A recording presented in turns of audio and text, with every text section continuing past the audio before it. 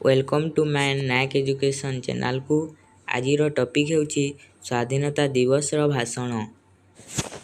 सभापति महोदय, पूज्य गुरुजी गुरुमा वृंद, एठारे उपस्थित सान बड़ भाई भौणी माने तथा एठारे उपस्थित मोर सहपाठीगण, आजिर एही पवित्र स्वाधीनता दिवस अवसर रे मते किछि कहिबार सुजोग मिलिथिबारु मु निजकु धन्य मन करुअछि।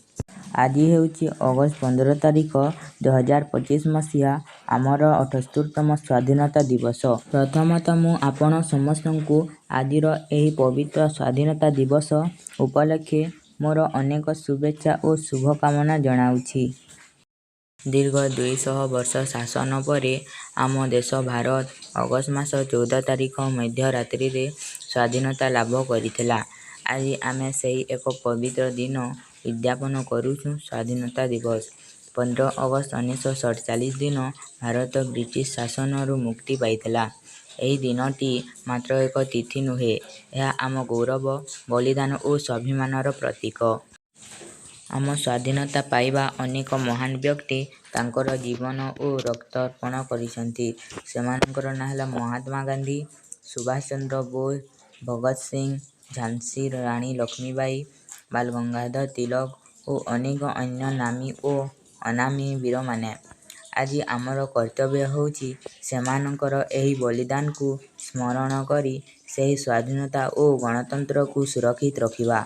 आमे आम देश को अधिक शक्तिशाली, शिक्षित और अग्रगामी करिबा दरकार। 1947 मसीहा अगस्त मास 15 तारिख दिन आम देश इंग्रेज शासनरु मुक्ति लाभ करिथिला।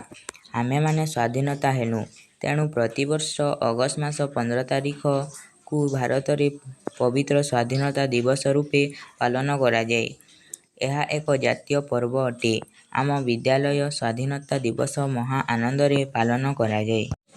प्रत्येक भारतवासी एही दिन जातीय पताका उत्तोलन करी जातीय संगीत जनगण मन गान करी एवं आम देशर वीर पुरुष मानकर त्याग और बलिदान को स्मरण करिबा उद्देश्य रे अगस्त 15 तारिख को स्वाधीनता दिवस रूपे पालन करी आसुछंती।